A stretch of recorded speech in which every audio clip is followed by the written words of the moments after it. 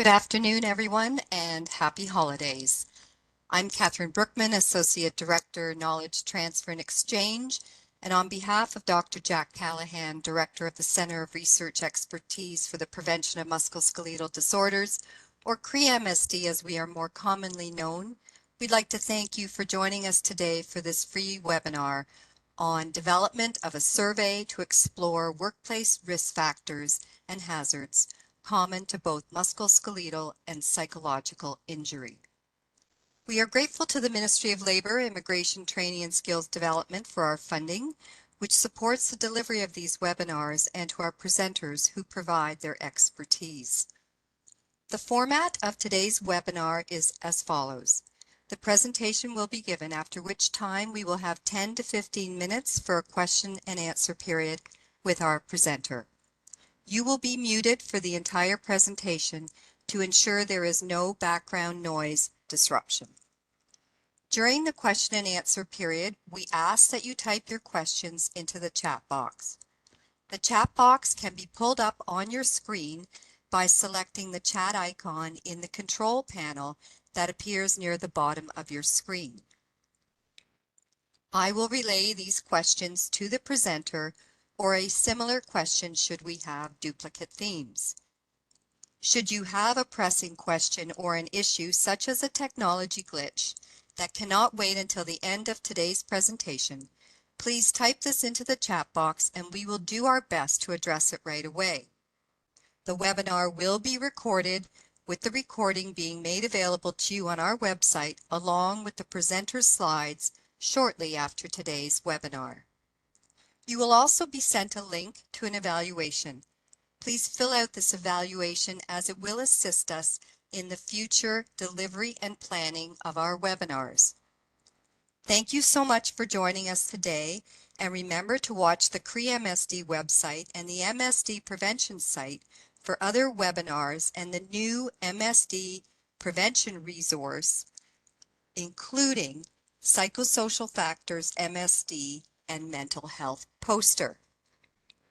Now it is my pleasure to introduce to you our presenter, Heather O'Reilly Johnston.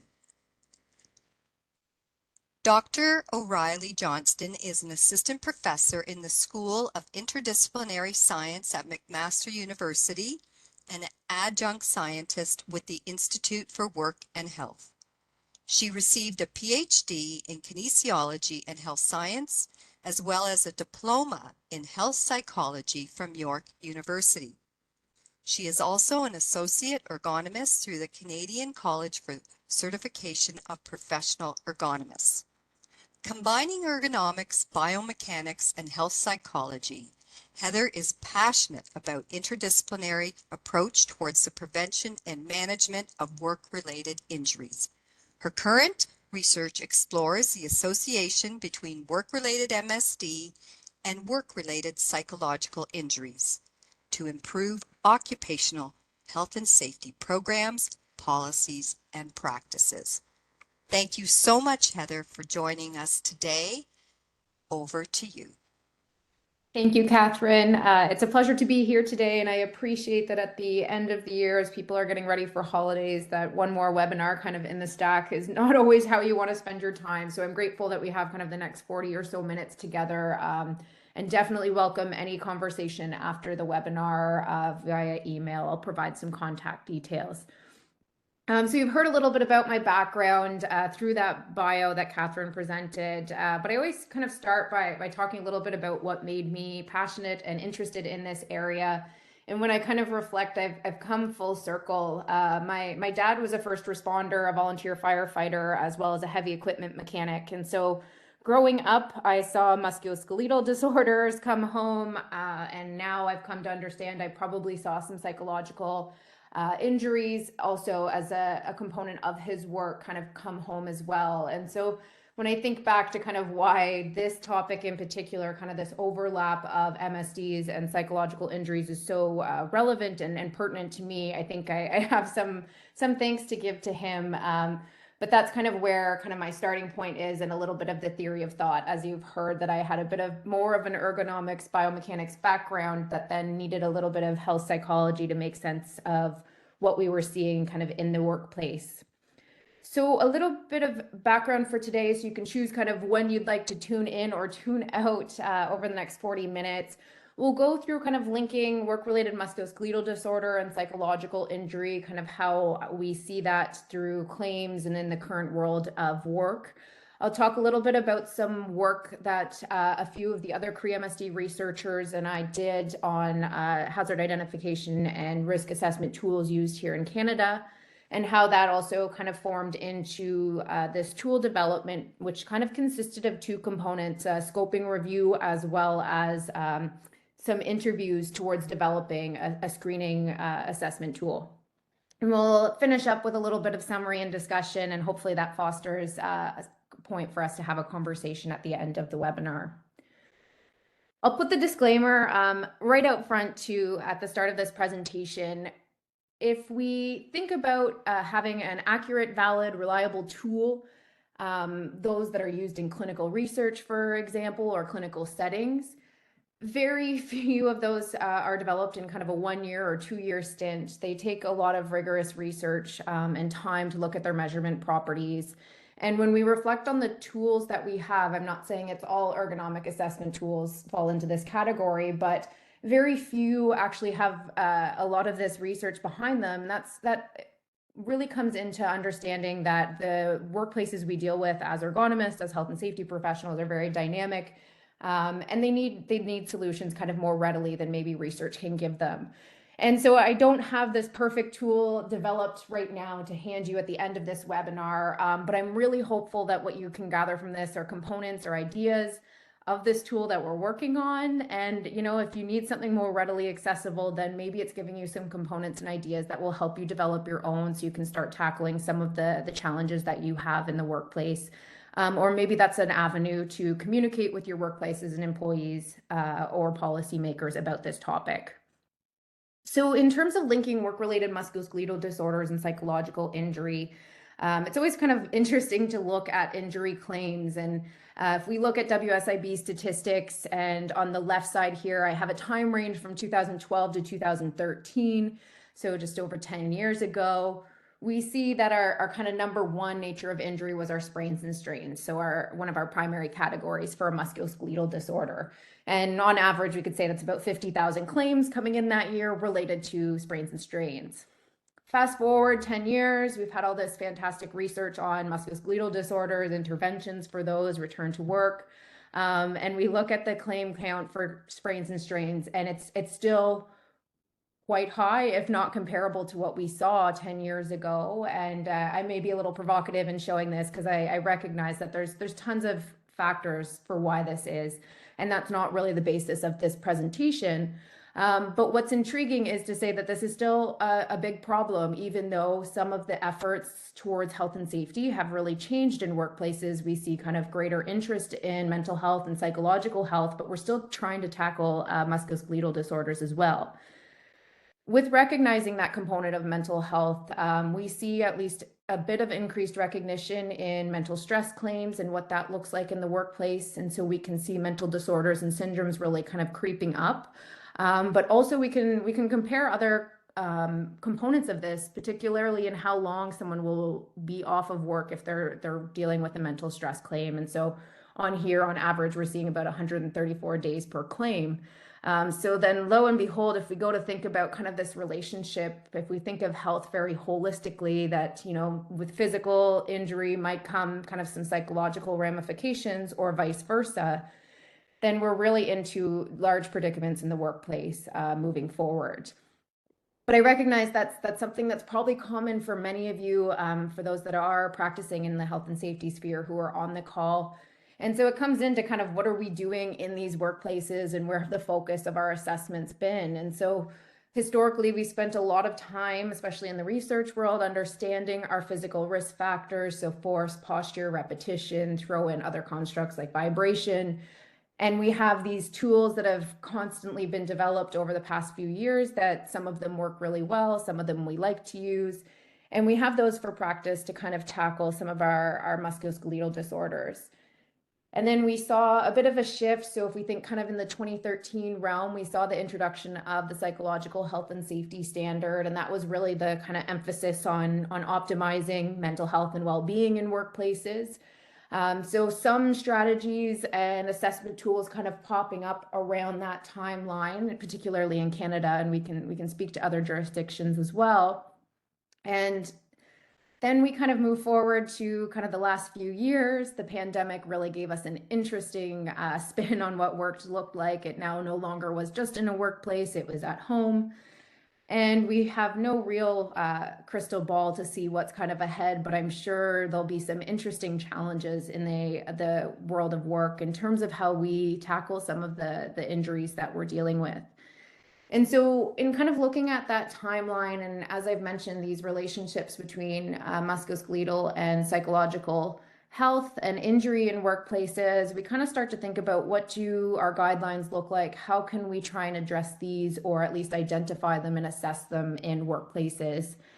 And that's where some of the resources that CRE-MSD has provided has started to draw attention to this. So as Catherine mentioned, there's a few resources that are now kind of drawing into psychosocial health and safety.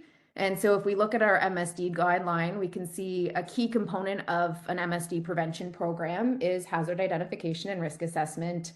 And then that helps you kind of set your goals and targets, and you can control those hazards and hopefully have some sort of intervention. When we compare that over to the CSA standard, so that's our psychological health and safety standard, lo and behold, the same kind of steps are coming up. We see hazard identification as being important, assessment of the level of risk for hazards, and then looking towards how we might prevent and eliminate such risk factors.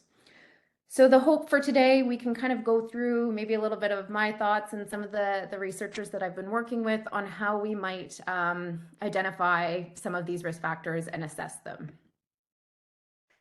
When we think about the tools that are kind of tried and trusted here from a Canadian perspective, we can go through some of the historical kind of research on MSD risk assessment tools. As we mentioned, we had that trajectory of kind of physical, then psychological health, and then kind of this remote work maybe was a theme that we had.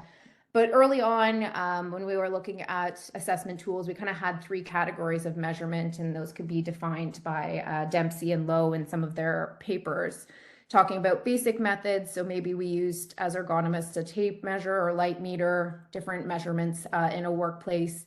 We'd incorporate some of our observational components and tools, such as REBA, RULA, NIOSH lifting equations, and then maybe also some sort of direct measurement, so something like EMG or force and dynamometry, so strength measures, maybe even some biomechanical modeling if we thought that was relevant to a workplace. And kind of over time, the number of assessment tools hasn't really changed in terms of what practitioners are using, but we see kind of an increase of maybe more observational and direct measurement as opposed to some of those more basic methods. Increased use of some of the more readily accessible tools and the well-known tools that we see. And at the end of all of that, when you ask practitioners kind of why they're using tools, the literature points to accessibility, usability, and context. And so when working with a couple other colleagues, so Beliveau and Fisher and Van Erd, when we polled our Canadian ergonomists, so some of you may have been part of that study, and we looked at what tools are getting used, we see kind of the same trends as what we see internationally. And so NIOSH lifting equation, kind of the number one tool used, our REBA, RULA as well, kind of popping in there. And our Canadian practitioners still want to use a tool that's efficient and easy to use, available, familiar to them, but also appropriate for the job and task. And so that presents a very interesting challenge when we think about how we might start to kind of broaden our scope in terms of psychosocial factors, in terms of addressing psychological injury and assessing for that as well. We have challenges in doing it physically with some of these tools. So moving forward into the psychological realm makes it even greater challenge, I suppose, of thinking about it.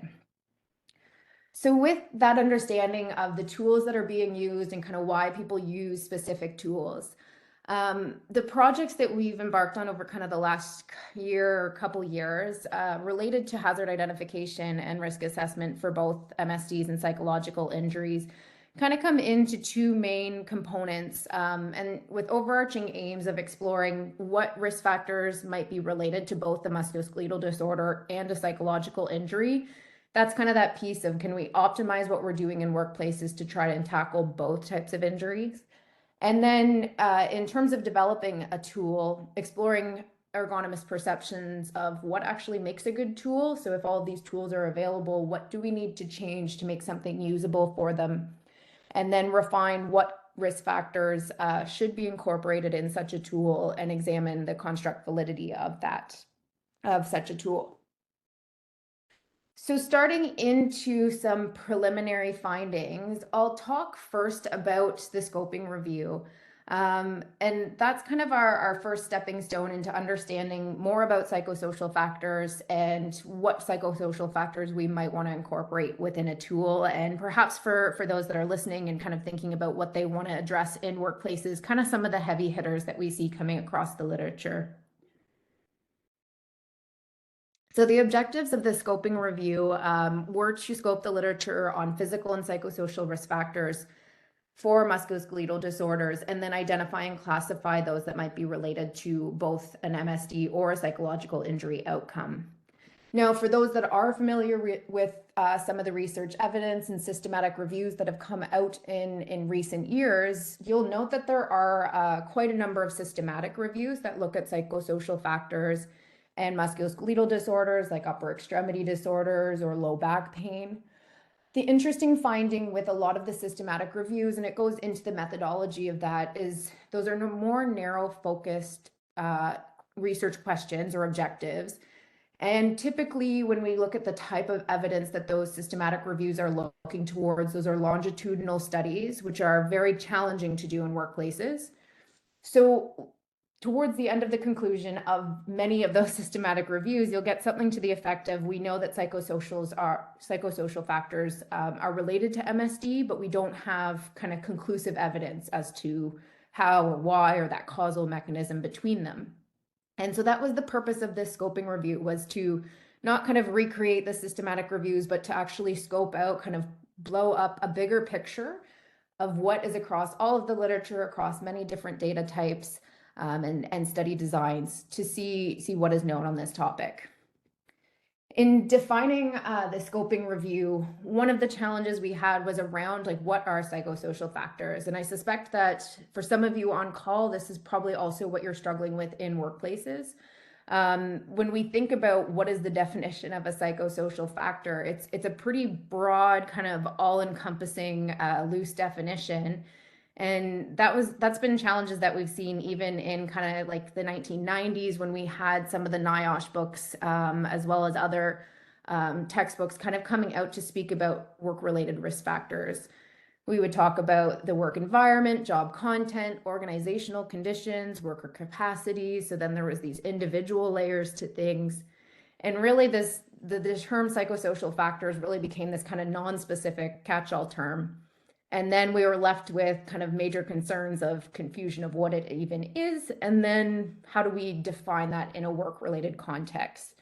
And so for the purpose of our review and kind of even moving forward with this, our more narrow definition focuses specifically on the work environment, the job, and the task that someone's doing, and the organizational conditions. We'll look at the worker within that, but we're not looking at individual or personal psychosocial factors. So specifically, what is at the workplace, not necessarily what the worker is actually bringing with them from home, even though we know that's related, but that's a challenging piece as a practitioner to actually kind of tackle. So just as a component for us, keeping in mind, these are work-related psychosocial factors.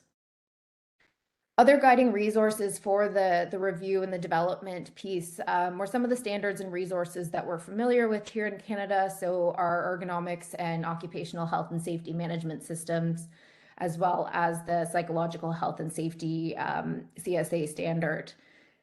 We can also turn to the World Health Organization's Healthy Workplace Model. And so this image here was redesigned by one of our HSAs, so IHSA, I like the colors that they put within this better than the original. And within this healthy workplace model, the orange and yellow spheres that you see here connect the physical and psychosocial work environment. So we know that these are important things. We see this kind of as an international priority. And I guess our role now is to try and get better at that overlap, despite many of these, how would I describe it? I guess policies falling within different realms and workplaces.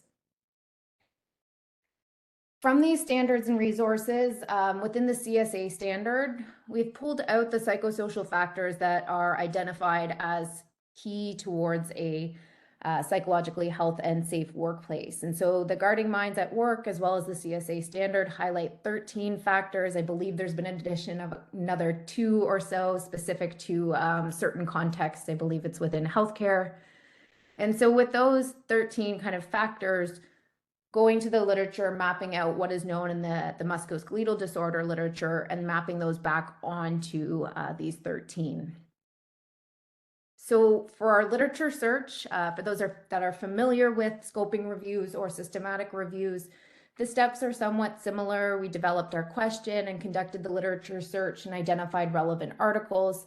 The major difference between the scoping review and our systematic review is, one, the nature of the question being a very broad question, and then 2, that we weren't looking to appraise the quality of the literature. So we were very happy to include a variety of different study designs, as well as topics within the scoping review. We did not ever imagine that we would have this much research evidence. And I know some of the reviewers from this project are on this call, and they probably are also thinking, why did we ever look at this, this type of scoping review? But we had a search yield of over 5,000 articles. And then when we distilled down and looked at those titles and abstracts, we found that there was just shy of 2,000 titles and abstracts that talked about a psychosocial factor and either a musculoskeletal disorder or psychological injury outcome. And then where we are as of kind of right now, we have over 212 that have a multivariate analysis. So a little bit more rigor within what factors they're looking at, rather than just looking at one specific factor. You'll see the research articles that we're starting to pull through have looked at multiple. So within the course of this literature, we now are kind of at the stage, this is as of last week, we have kind of parking lotted about 700 articles that will talk about physical risk factors and MSD outcomes. Again, I'm not sure that I'm going to dive down into the force, repetition, and posture piece, but what was more interesting for us was looking at these articles that talked about a psychosocial factor and or a psychosocial factor plus a physical risk factor. And we're just shy of 1,200 here. So for the purpose of the next slide, we had about 28 articles so far that report on a musculoskeletal disorder outcome, as well as a psychological injury outcome in a workplace setting. And so what we see coming out of that, our most common musculoskeletal disorders that are researched in terms of psychosocial factors is low back pain, which is unsurprising given the wealth of literature on that. As well as for psychological injury, looking at an outcome of depression. So within the paradigm of these 13 psychosocial risk factors, when we add in what we're finding towards musculoskeletal disorders, I'm just highlighting some of the risk factors that came out of this review as related to MSD outcomes.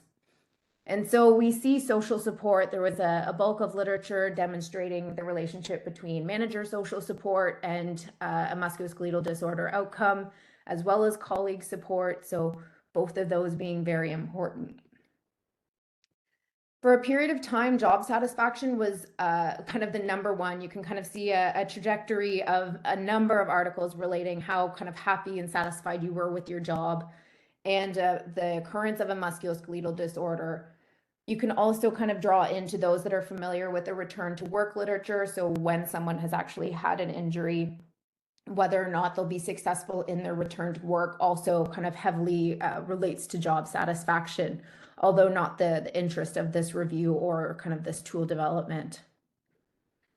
Things like workload management, as defined by the Psychological Health and Safety Standard, map on to many of the articles we see related to work pace and job demands. And so if we think about kind of moving towards this risk assessment and tool development, thinking about what tools do we already have for that. And I know many of us may complete like a physical demands analysis or cognitive demands analysis. So starting to kind of put those into our pocket as we're looking through these different factors. Early on, the effort reward imbalance model, the job demand control resources model, those kind of came out in the 60s, 70s. And again, lots of evidence to support the relationship of those psychosocial factors and MSD outcomes. And then what we're seeing again in this literature is that that also can relate to psychological injury. The other thing that was kind of interesting in the course of this literature is looking at kind of temporal changes in the terminology. And so you'll see things like early on the term mental workload, and then now within the CSA standard, we categorize that as psychological demands. Another example, though it's not on this slide here, that I recall seeing was something like social isolation. And so maybe in the early 80s, that's what it was called. But if we think back to kind of our experience within the pandemic, you know, remote work, working from home, working in isolation probably was an example of that as well. So lots of overlap coming in. Finally, a bulk of these articles spoke to safety culture, safety climate, or work style at an organizational level, and the relationship of that to both physical and mental health in the workplace and injuries as a result of that. And so that kind of those present some pretty big, bolder constructs, which make it also, again, a little bit more challenging to disentangle these other factors. Because personally, if I think of something like organizational culture, I'm probably going to start looking at the opportunities for growth and development, recognition and reward, the leadership, as well as the support that's available to workers. And so very, what I would say, kind of from a statistical point of view, very related, interrelated constructs. The last piece on these shared risk factors, what strikes me as interesting from the Psychological Health and Safety Standard is they talk about the protection of physical safety. And so that was also part of this review in trying to grab articles that looked at both physical and psychosocial risk factors and not just one or the other. And so the work by some Australian colleagues, Jody Oakman and their team, are also identifying what physical and psychosocial risk factors are related to musculoskeletal disorders. And so that also kind of brings us back to the concept of physical risk assessments. And that's where I think myself and others are starting to think about having risk assessments that are kind of more comprehensive. Within the scoping review and kind of this first stage of developing a tool, I also highlight some of the tool development, as I mentioned, by Jody Oakman and her colleagues. So in her 2022 paper, she categorizes some available tools, assessment tools, for psychosocial factors, psychosocial and physical assessment, and then also a category of psychosocial and physical risk management. And so that's kind of going that fulsome length of identification through to almost intervention and control mechanisms. And so the AFFIRM toolkit that you see listed here, that is what comes out of Jody Oakman's work and a group out of Australia. For those that were at ACE earlier this year, you might have come across the RAMP toolkit, as well as some of these questionnaires that have been used before. So the quick exposure checklist has been around for quite some time as well. In our scoping review, as well as the interviews, I highlight on this slide some of the other tools that we've come across or that have been widely used. Again, not saying that all of these are the best thing out there, but they might be helpful pieces for yourself. They were helpful for us in starting to look at different items that we would maybe include in this screening tool. And we'll make this available at the end of the presentation as well.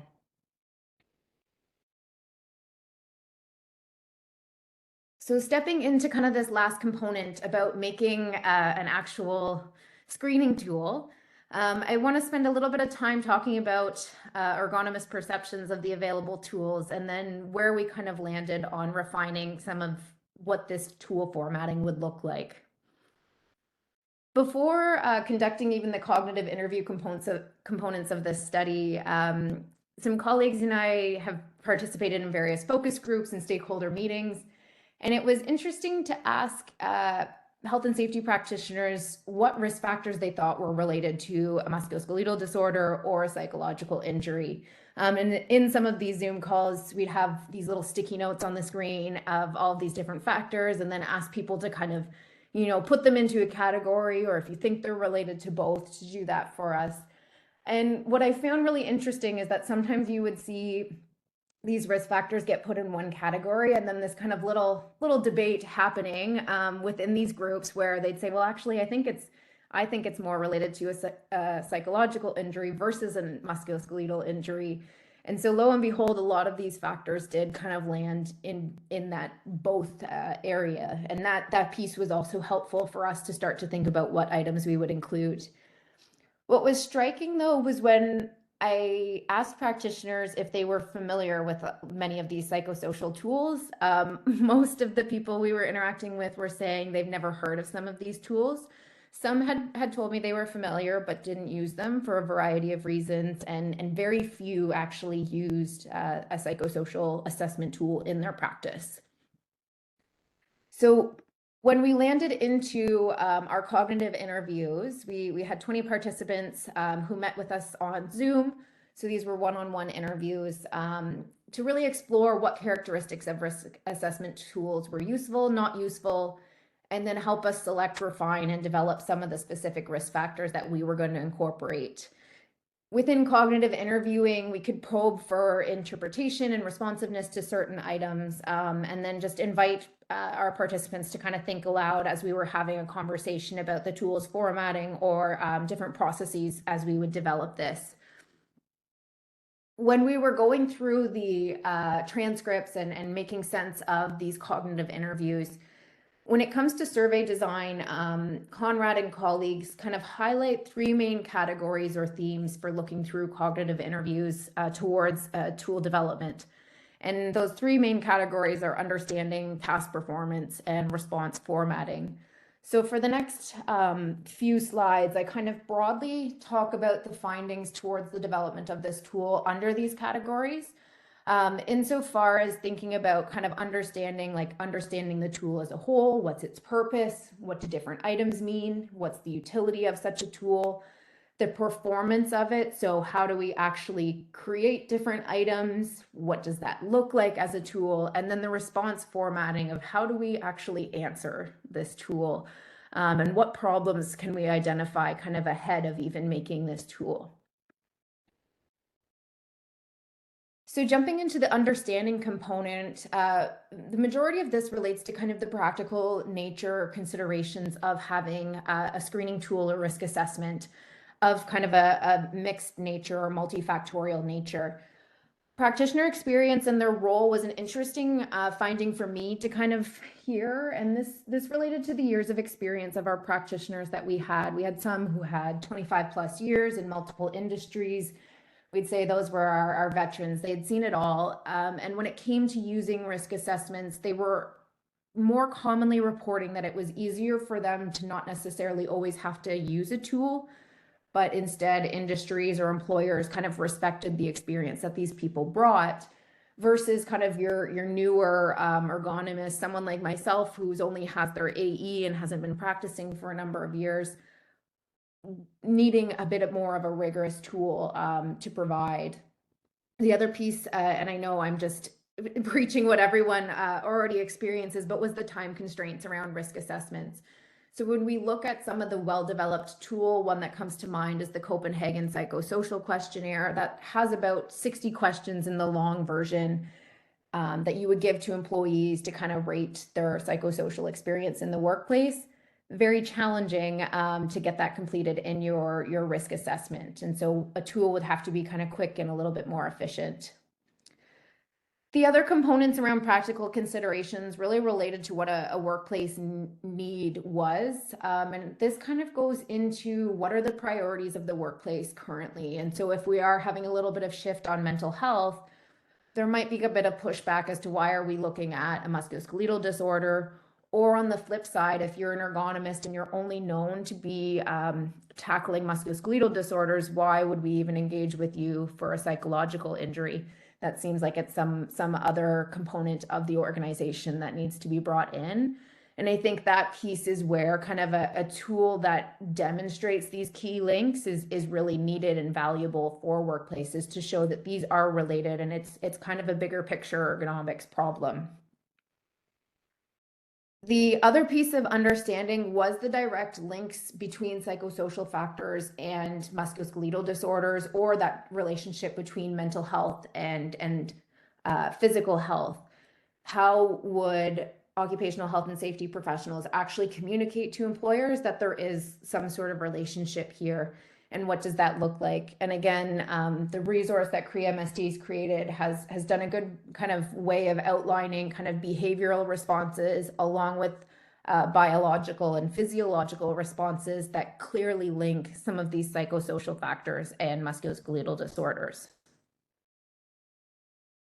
So into the actual kind of like more so nitty gritty of the tool, and just for the sake of this presentation, this is just a visual table that's easier for me to kind of talk through what we're thinking in developing some of the items of this tool. One thing that kind of comes to mind goes back to the concept of job demands and what we already have available to us. So our physical demands analyses, our cognitive demands analyses. How do we kind of use those to our benefit in terms of tackling both MSD and psychological injury? One of the things that was expressed by our participants was the need to capture these multi-factors. So if you are looking at job demands, not just looking at physical, but looking at cognitive, looking at psychological and or emotional, kind of all integrated together, and having a place to put all of those on paper was an important piece of this tool. The other component relates to kind of the exposure modifiers. And so if we think about many of these different risk factors or items that we might come across, be them physical or psychosocial, typically there is some sort of modifier going on there, and we can use different terms if you'd prefer, but whether or not it's a very intense experience that someone's had or intense risk factor, like what does that look like? We talk about that with force, like is it an acute kind of large force that's going on? The same thing we can think about in the psychological realm. If it's a very traumatic event, is it kind of a short-lived intense event, or is it something that's a little bit more prolonged in duration or occurring at a repetitive frequency? And so these exposure modifiers are things that I think aren't often captured. Sometimes we see them in our checklists and our physical risk assessments. But I think when we start talking about exposure to risk factors related to MSD or mental health, they'll be really important at kind of overlaying multi-factor and multi-exposures, along with the component of rest, which I think we often tend to forget about, is where does that kind of play a role for both physical and mental health. The last piece in creating this tool, and I've heard from many individuals, was the links to resource. And I think that was ultimately our desire, was to say, we'll give this tool that has a bunch of different items that you can look for. However, if you notice that one area is really key and important for you in your workplace practice, that here are some risk assessment tools that you can go to. You can go back to the MSD prevention website and see if you can look at some further risk assessments or intervention strategies that would be helpful. And so that last little piece kind of mirrors, I think, what the Australian group, what Oakman and colleagues are trying to do in terms of a risk management tool. The last little piece comes into response outcomes, and this was something that was very challenging for me to think through. In terms of what is our responses on to each of these different items. So I can give you the list of all these psychosocial factors that are related to MSD and psychological injury, but then how do we measure them at the end? Do you want a checkbox? Do you want to say yes, no, or sometimes? Or is it an open-ended response? And I think the need kind of drives what that response looks like. And so if you're doing kind of a visit-to-visit comparison or pre-post or worker-to-worker, maybe you are looking at something just kind of like a checkbox or a yes, no, maybe. But what was expressed by some of our practitioners in the interviews are that many of these psychosocial factors are just kind of always there. So, for example, a high work pace is just something that is experienced, let's say, in healthcare. That is the case, that there's kind of lots going on at any given time. We can't necessarily, flag that risk factor and get rid of it. So, what's the point in having it on hazard identification and screening tool? I think that's the piece that we need to think through what these response outcomes look like, because there's still value in highlighting that background risk factor is there. And then being able to say to an employer, that's not something we're tackling right now, but we know that it's there and it's playing a larger role, or possibly, influencing some of the roles that of the risk factors that we've clearly identified here. The last piece is the open nature of these assessment tools, and having kind of a space to write comments. I think everyone that I spoke with said that's really where the important pieces come into play. The contextual factors is being able to write kind of those relationships and what they're seeing in the workplace. And so the perfect tool, I think, has an ability to interchange any of these type of response outcomes for any given risk factor. What that then presents is a little bit of challenge in moving forward and using that as a reliable tool, because even from person to person, it might morph, or from workplace to one workplace, it might change. So something to kind of think through in terms of what your response outcomes might be when you're assessing these risk factors. The last piece on kind of level of risk, early on, or in many tools, we'll see kind of a categorical nature, or a score of 1 to 10 of whether or not it's a risk factor or not. And something that comes out in the literature and in understanding psychosocial factors related to MSD and psychological injury goes back to kind of early models and the buffer strain hypothesis from Karasek, insofar as risk factors can sometimes also be protective. And so in the example of job control, it's a risk factor if someone does not have good job control.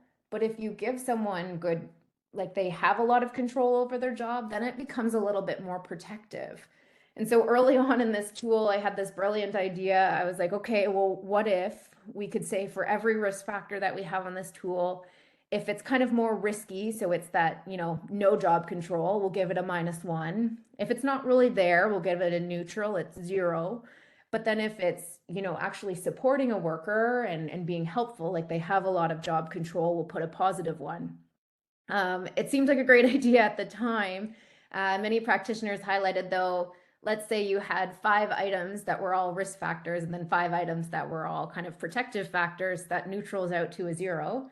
So then what do we make sense of our assessment at the end? And so I kind of leave that as kind of a last little place for people to think about. I think there's something here insofar as highlighting the protective factors at a workplace and not just always hammering in on what's going wrong. I think there's something there in terms of working towards kind of an integrated MSD and psychological injury assessment. I don't have the answers for it, and I'll let you kind of think through on that one. So in discussing and reflecting kind of on this work, I highlight some of the risk factors that are common to MSD and psychological injury. And so again, we'll provide these slides at the end, but I as we're going through the literature, had kind of a feeling of like, oh no, I don't even know what this tool needs to look like anymore through the end of this, scoping review and these interviews. And that's not necessarily true. I think we're moving somewhere in the right direction, but there was some work out of a group in Sweden, and they highlighted a methods project around the psychosocial work environment. They were looking at assessment strategies and inspections actually in workplaces. And they highlighted in their abstract of that paper that the methods project largely failed. And some of the reasons for that was actually getting organizational traction on this. And so maybe that is kind of even the starting place for us in kind of integrating physical and mental health in workplaces. The other challenges come into this measurement property component. Some of the tools that have been previously developed, they're unable to show kind of differences between different factors. And when I was talking about the different psychosocial factors, That's where I see too many of these kind of all related to one another. If you have good manager support, maybe that's also a factor of a good workplace environment. Maybe those two risk factors are not separate from one another. And so, how do we kind of manage that within a tool? And then the last piece, kind of for reflection, going into some of the work out of Australia, is really thinking about this whole process from an implementation standpoint, like what actually will be feasible for you in the workplace, and how will you kind of get workplaces to interact with what you're trying to tell them related to mental health and physical health. That might be a bit more on the educational side before providing these kind of clear and measurable assessments at the end. So as a summary and kind of next steps, can we have and use a tool? No, not yet. But what I really hope is that we can move kind of forward into some measurement components, and then we have something that I feel a little bit more happy to pass along, and that it doesn't just kind of fly into the abyss like some previous tools that have been developed. But I know many of you probably came to kind of get some resources for your workplaces or your own practice. And so again, we'll provide these slides. I hope that maybe there's some risk factors there that you hadn't thought of to maybe try and kind of just even highlight in workplaces. Think about how you might communicate those responses to employers. And some of these papers and different toolkits that are coming out might be something to have a look at. You can keep an eye out in early, that should say 2024, for our scoping review and tool development papers. And I would also urge you to chat with your ergo community. I've heard of some interesting assessment tools kind of coming out from some of the practitioners and health and safety associations. So maybe just keep an ear out and you might find those. But if you are interested in kind of helping shape such a screening tool for your workplace, I'd be very happy to chat with any of you. So I invite the conversation. Please feel free to reach out to me, with whether it's now or probably in the new year. Take a little bit of a holiday break and we can connect then. So thank you so much for the time today, and hopefully you gathered something, and I'm very happy to answer questions for the next little bit. Thank you so much, Heather. It was just a great talk, and the risk and protective factors, very interesting. Certainly makes me think about the potential to mitigate out MSDs by really focusing on those protective factors together. Just I'll give people an opportunity to type in their questions, and while we're waiting, I was wondering, do we even know if employers in general are aware that there's a connection between psychosocial and MSD? So it's a fun question to answer, and I think the practitioners on this call would probably be shouting into the mic if they could, because I'm gathering that no, on a whole no, and I know in some of the other jurisdictions that have done kind of awareness or general knowledge surveys of employers, it does not appear to be the case. And I think that kind of goes back, I think, on one of the slides I was saying about kind of understanding in those links and pathways. There are so many reasons why we can say that mental and physical health have been kind of dichotomized in many capacities within medicine, within health and safety. But maybe starting to draw those links back is an important starting place. I think we see it maybe a little bit more readily in return to work from injury, where someone goes off, let's say, on a low back pain claim, and then, it's been a year or two and they haven't been able to work. So maybe they've developed a little bit of depression or another type of injury as a consequence of that first injury from not working. And there, I think that pathway maybe is very easy to describe. So trying to think of examples like that from a prevention side to say, if you're having really high stress environments, that raises our heart rate. Maybe it raises the blood pressure. That causes physiological changes. We might see then the muscular system actually responding to that.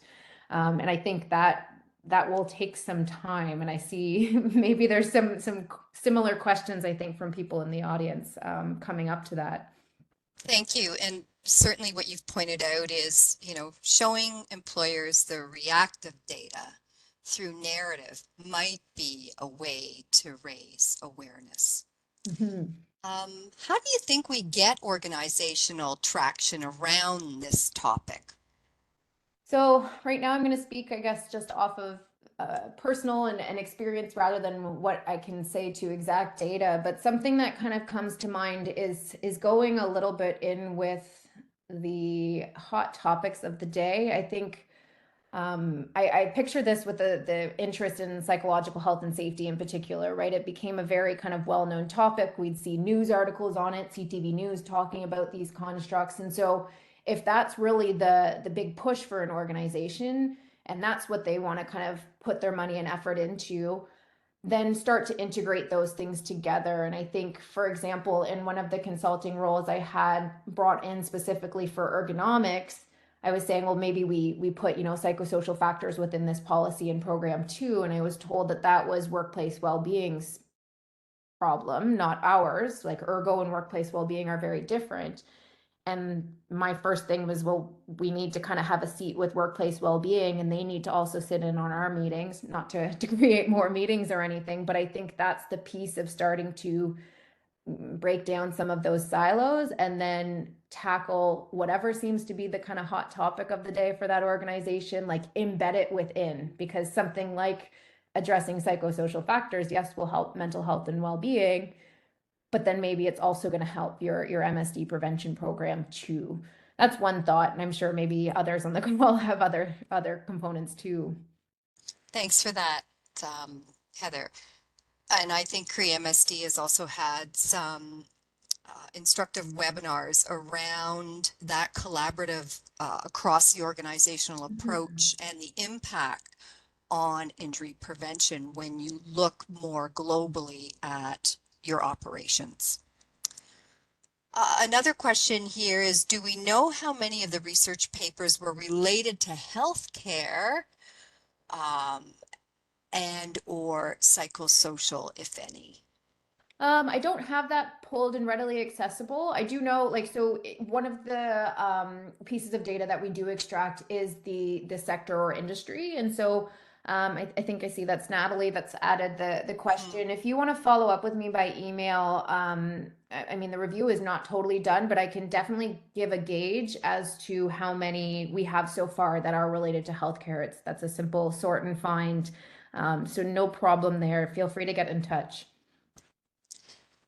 Thanks, Heather. So we have a comment more than a question here. When workers report physical and psychological injuries, the investigation processes of both differ, even if they report MSDs due to psychosocial factors. It would be great to get some corrective actions that can mitigate this risk. Absolutely. I think, yeah, the comments and seeing even what this looks like, kind of that's the outset. That's not even necessarily the prevention side, but once something happens, if we're not kind of treating it the same, we're starting to look at these relationships, then it is going to be more challenging to kind of go that course. And potentially something maybe we fear if more and more psychological injuries are reported and they just keep getting kind of triaged as separate than physical injuries. I think there's some research from some of our colleagues showing that some of the processes kind of are similar or need to be similar, and the needs and maybe even accommodations after work might be related. So agreed, agreed on that piece. Thank you. Maybe you could just highlight some examples of countermeasures a joint health and safety committee may recommend to employers for reducing psychosocial risk factors. So some Yeah, of those prevention pieces it's a to great piece. protect it. Great point. So that comes into kind of the control component of it. And I think each of those are going to be, I'm giving the like very washy answer right now, insofar as they're going to need to be tailored, obviously, to a workplace. But I'll speak from, I'm going to give an example from the research, and one of the examples that our participants gave, insofar as I can't recall the exact industry, but I'm going to just say it was logging or something, where they were told to hit a certain metric of how many logs they were supposed to get a day. And that kind of like that was implemented insofar as how many logs needed to be cut. And they were given an implementation strategy, or it was implemented that strategy would be, it has to be 80. You have to hit those 80 every single day. And what they found was then in that workplace, they actually weren't meeting 80 anymore. They were getting like 50 or 60. But when they looked back to what their metrics were before that, it was actually 100.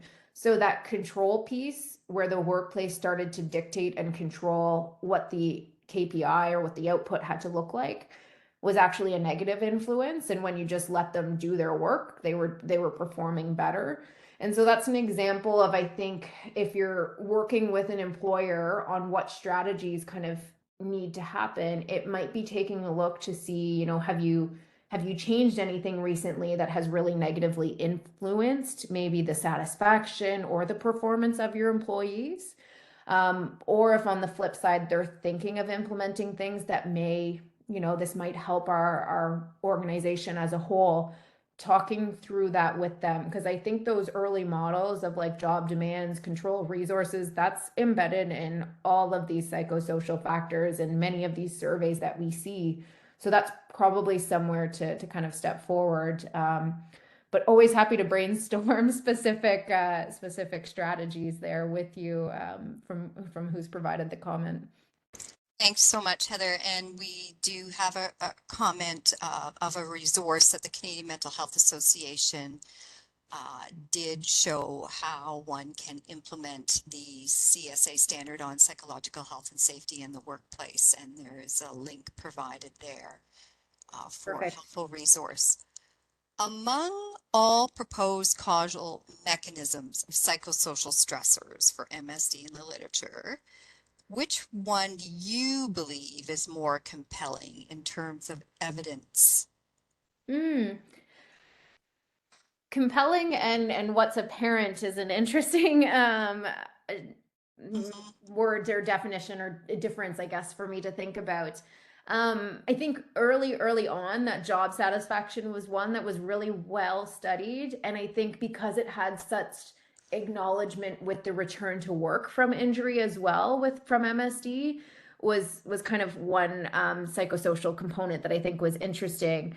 But I'm also now rereading your question and seeing among all proposed causal mechanisms. So I'm wondering if I'm interpreting that right, or if you're looking for the, like, the pathway of what's happening.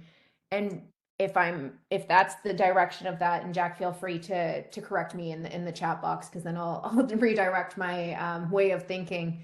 But along those pathways, I think for me, which is the most compelling and the one that's, I think, quite easy maybe to even demonstrate with employers, is that notion of like, if you're increasing stress or whatever it might be, these additional demands that cause kind of a heightened response physiologically within the body. So be that increased heart rate, breathing rate, blood pressure, whatever those might be, which you can kind of simulate it to some degree, picturing what that does and demonstrating what that does to the cardiovascular system and then ultimately to the muscular and musculoskeletal system, to me is a pretty strong length. All I need to do is get kind of worked up at an email that I see, and I'm already tense in the neck, and I can feel that coming into some of those muscles that are there.